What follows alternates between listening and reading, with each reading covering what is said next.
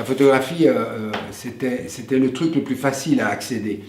Quand on avait 20 ans, dans les années 60, il y avait eu un film célèbre qui s'appelle Blow Up, qui a influencé certainement des dizaines de photographes qui ont voulu vivre la même chose. Pourquoi? Parce qu'il y avait d'abord cette espèce de pouvoir sur les femmes extraordinaire, puis il y avait cette facilité, ce côté léger, et puis ce côté gloire rapide, parce qu'il travaillait pour des magazines et qu'il était très connu et qu'il était adulé.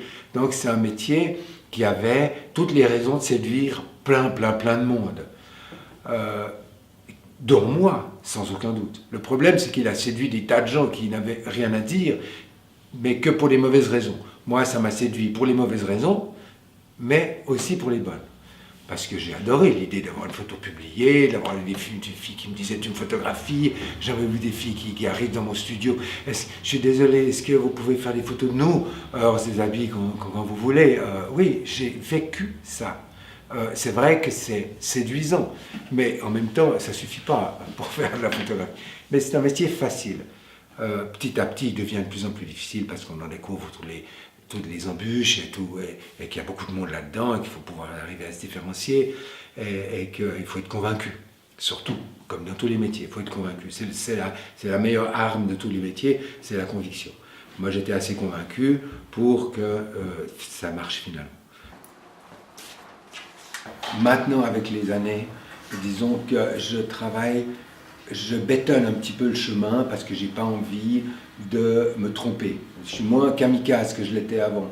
C'est-à-dire que je parte sur une base.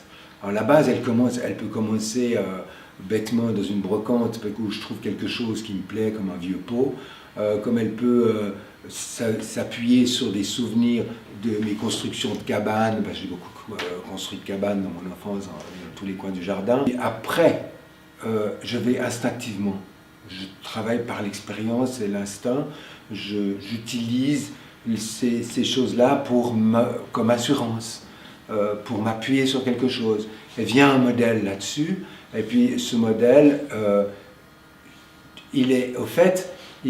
c'est un peu la cerise sur le gâteau. Et le jeu là, il réside dans le fait de jouer sur le fil du rasoir et d'essayer de marier les deux sans que ça ait l'air ridicule, mauvais. Oui, c'est une espèce de mariage magique, injustifié, parce qu'une femme nue avec des planches, ça n'a pas de sens, mais qu'à un moment donné, il y a un petit tour de force qui se fait, à force de travail, parce que c'est très long comme procédé. Il y a beaucoup de photos ratées, il y a beaucoup de fois où c'est raté, où j'ai de la magie, ça n'a pas pris, puis des fois où ça prend. Mais je m'appuie sur des éléments réels, qui sont des choses qui sont au départ affectives. Voilà, des choses que j'aime voir. Je crée un univers finalement que j'aime voir. Il n'est pas au niveau intellectuel, c'est juste visuel.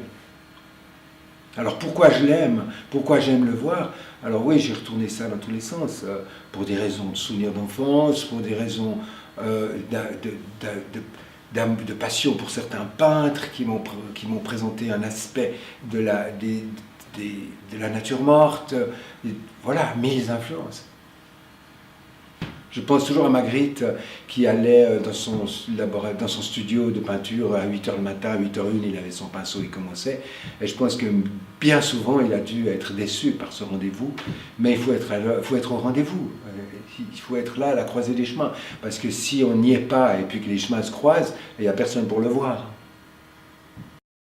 Donc, je construisais beaucoup.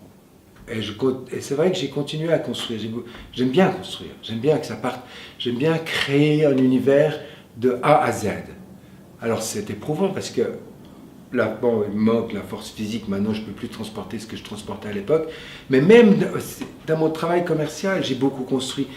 J'ai fait toute une campagne d'affichage pour un grand magasin. Et j'ai construit que des décors dans mon studio pour eux. J'inventais des décors et j'adorais ça. Donc j'ai toujours construit des trucs.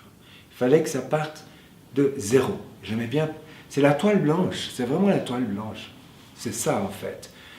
J'ai beaucoup fait de cabanes dans mon enfance. Il y avait le feu Il y avait le... Oui, je me foutais des patates dedans, et puis je les mettais dans les braises, comme on a tous fait, si on a eu la chance d'avoir un jardin. Et puis, étonnamment, un jour, j'entre dans le laboratoire, j'avais oublié l'agrandisseur, il était allumé.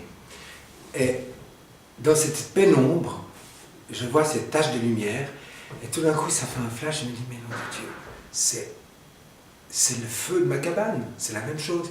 J'adore le labo, hein. J'adore entrer dans le labo. Tout d'un coup, je ferme la porte et c'est juste.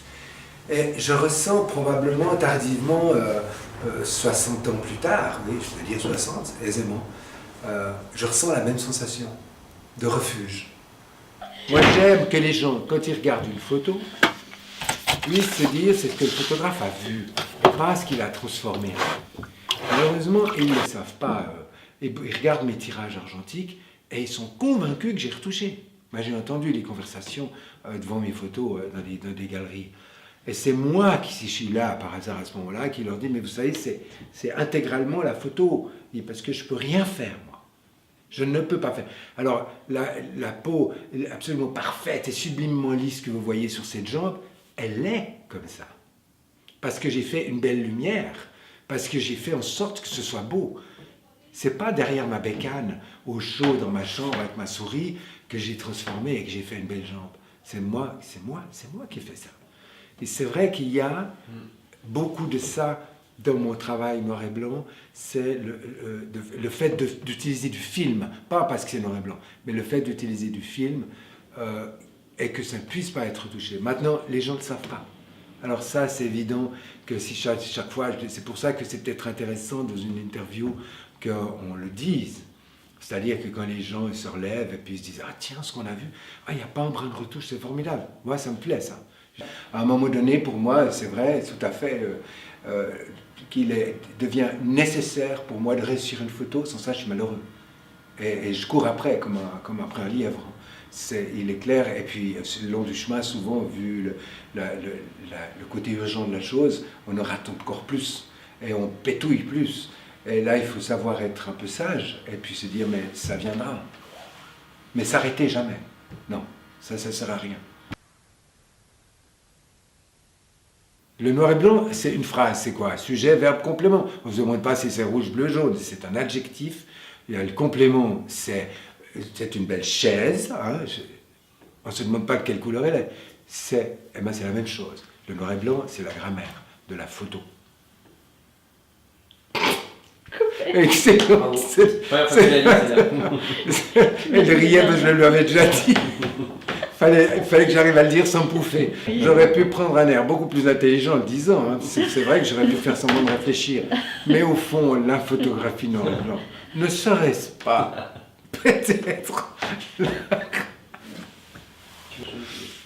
Le noir et blanc, c'est comme le clapotis de l'eau au bord du lac, dans les rochers. Le clapotis, c'est un bruit noir et blanc. Je l'avais faite, celle-là, dans un film. C'est bon. Ce matin encore. Tu l'as entendu? Oui, bien sûr, j'ai avant-hier et ce matin. Non, celle-là, j'étais très fier. Noir et blanc du coup. J'étais très fier. Un bruit noir et blanc. Je savais vraiment plus quoi dire. Donc c'est drôle.